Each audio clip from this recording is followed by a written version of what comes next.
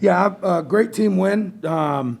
Great to stay undefeated here at home in the Yingling Center, and huge thank you for the fans and the crowd. That was a great atmosphere for a college basketball game with no students. Big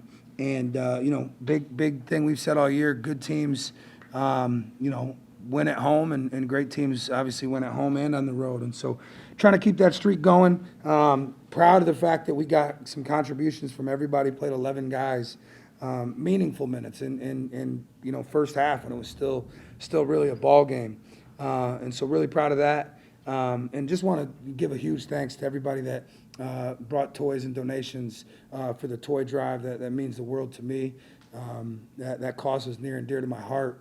Being a former foster child, being adopted, I've been in the home where my parents were trying to provide Christmas for 11 children, and 5 of them being ones that they were fostering, and that's not easy. And so we were able to take those donations, and then working with some people here locally to get those out to about 5 organizations here in the Tampa Bay region to help give some extra gifts and some support to foster children to help them have a better Christmas. And so, that means just as much to me or more than this win does. Very, very close to my heart, so I'm very appreciative of that. Coach, we noticed Wes is in a boot. Is he going to be day-to-day or throughout the season? Yeah, no, day-to-day right now. Wes has I guess you could call it a minor injury in his foot that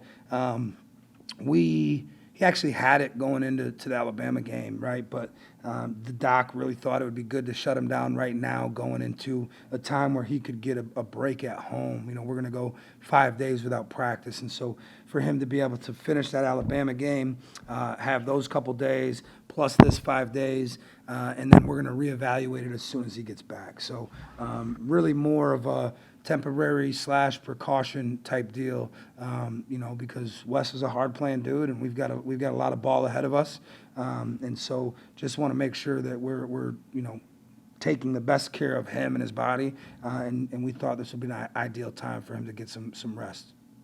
Coach, bear with me on this one. You're up 19 late in the second half, and there are like 3 or 4 possessions that are really ugly and sloppy. You take a 30-second timeout. Look like you were gently reminding them that this is unacceptable. Would that be correct? Yeah, I mean, I've said it a million times. Like, our standard is our standard. I don't care what the score is. Like, we play USF Bowl basketball no matter what. I don't ever want to change what we're doing or who we are based on the scoreboard. That's a recipe for failure down the road. And then we're in an era, to be honest with you, I don't care if we're up 50. I mean, we're in an era in college basketball where at the end of the year, Lord willing, we're in a position to be waiting for our name on Selection Sunday.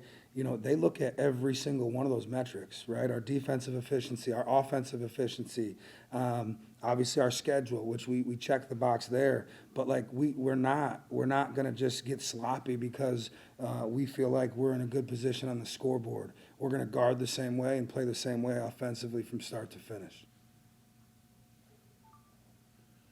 With the non-conference schedule winding down, you have one more non-conference game next week.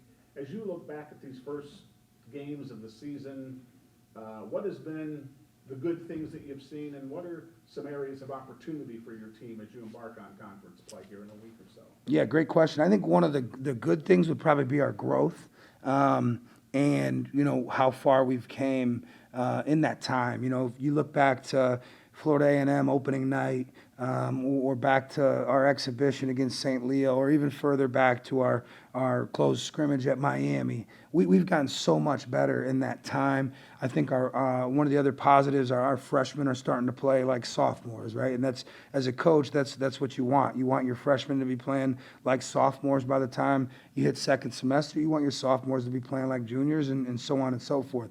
I think we have that. Early on, if you remember, I was playing 8, maybe 9 guys. That 9th guy was probably a 4 to 5 minute a game guy. We played 11 tonight. I told our guys in the locker room that's something that is going to make this team better as we continue, because all of those guys pushing one another, right? Hey, you're not maxing out, hitting the glass, talking on defense. I will. right? And that's what makes teams, good teams good. And, some of the things that we've still got to improve on, we've still got things on both ends of the floor. I mean, we've got a long ways to go. I mean, I could sit here for an hour and tell you things that I want to improve on, and the guys know that we need to improve on. I think we've got to have better starts to the second half. I'm struggling to figure out why we start halves slow.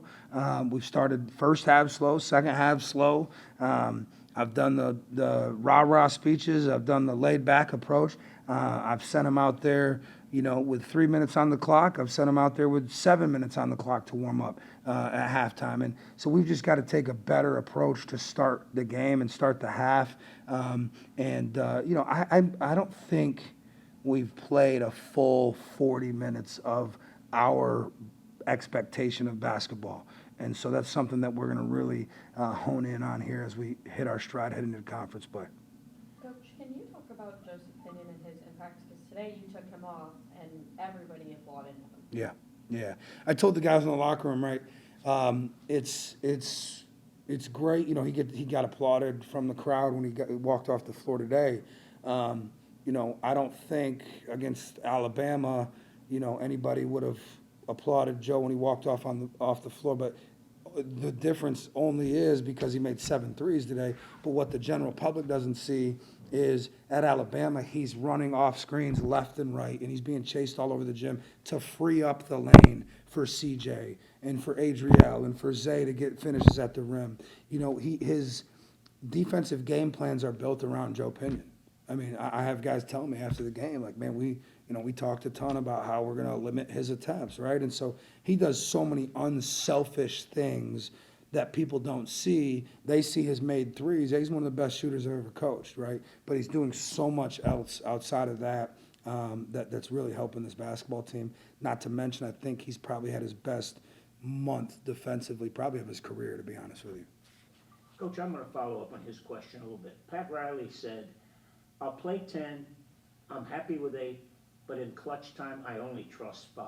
Mm-hmm. Is that what the non-conference season is, to find that 5 guys you trust at clutch time? Yeah, Pat Riley's obviously a legend. The only thing I would probably disagree with there, but trusting 5 is great, trusting 8's even better, right? So, I think we've got the 5 we can trust. I think we've got 7 or 8 that we can really trust in crunch time, and I think we got a couple others that are beating on the door, and that's what's going to give us a chance to be pretty good.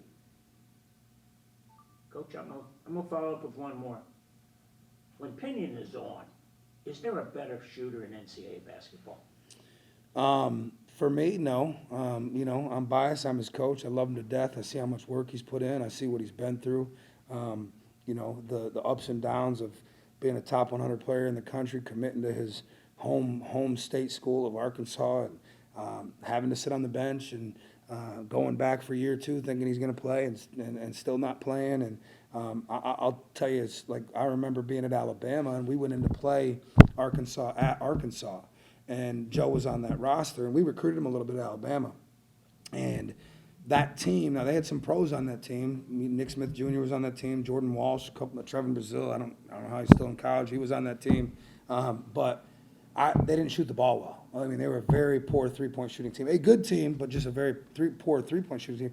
And I remember thinking, like, man, Pinion could help this team right now. And he just didn't really get an opportunity. And so when we got him at Arkansas State, I mean, kind of like a wounded puppy, to be honest with you. Like, we had to build him back up.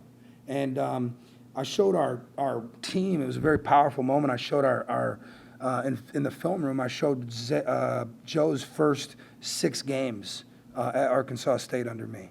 And they were 8 minutes, 11 minutes, 4 minutes, 9 minutes, 13 minutes. There was none of these 20, 30-plus minute games because he still had a lot to figure out. And the message was to the freshmen and those guys that were not playing many minutes at the time to stay the course, because I showed him his first 6 and his last 6. His last 6 were 36 minutes, 38 minutes, 37 minutes, 38 minutes. And Joe's just really worked and put a lot of trust in me. I'm very fortunate that he's here. He could have gone anywhere in the country and chose to come here and be at South Florida. And so, really, really proud. I do think he's one of the best shooters in the country. Thank you all. Happy holidays. Thank you. Happy holidays.